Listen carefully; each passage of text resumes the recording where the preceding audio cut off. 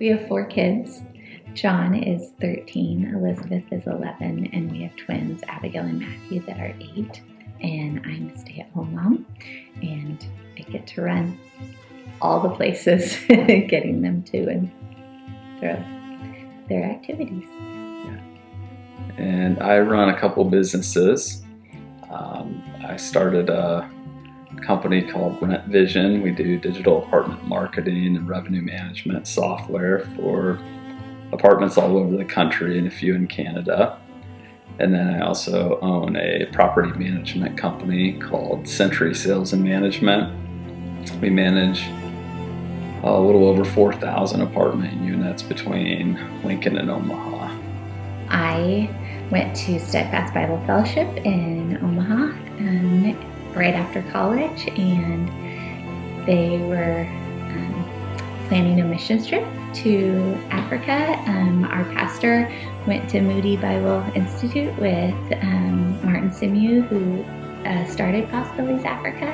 And so we went, and we were one of the first or second missions trip that went over there. So it was just really neat to see what they were doing and just their vision. And they were still trying to figure out exactly what it was going to look like, but Martin's heart for people just hearing the gospel and the values of Christians transforming lives. He just was very passionate about it, and his team there was very passionate about it. So I came home and I was super passionate about it.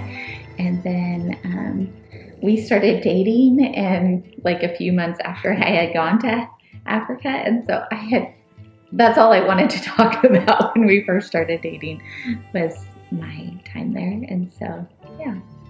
And I didn't really want to talk about missions. I wasn't very excited about foreign missions. I think in business terms.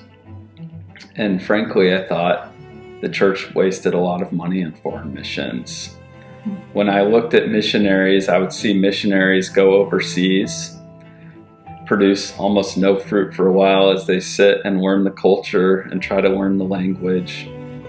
Then they would subsequently burn out quickly, and then they would come back, and it would cost, $100,000 a year or whatever to support a missionary, and they would last however many years, maybe 3 years, 4 years, 5 years, burn out, come back. And I thought people were basically throwing their money down the drain, supporting that kind of a missionary model. So when Jamie was talking about missions, I wasn't really too interested in talking about missions. But then I remember hearing Martin Simew speak, and Jamie explaining the model to me, and I began to understand, hey, this is a lot different from what I'm normally hearing, because it is local people. Martin is a native Kenyan who already knows the language, already is immersed in the culture, and that's going to work a whole lot better than sending Americans over to Africa to try to change them. It'd be better to do it from within. And so it was more, not just economically efficient, but just, in my opinion, far more effective. His model of ministry. So I remember supporting the ministry. It was probably the first missions organization I'd ever supported, because I really thought the model was correct.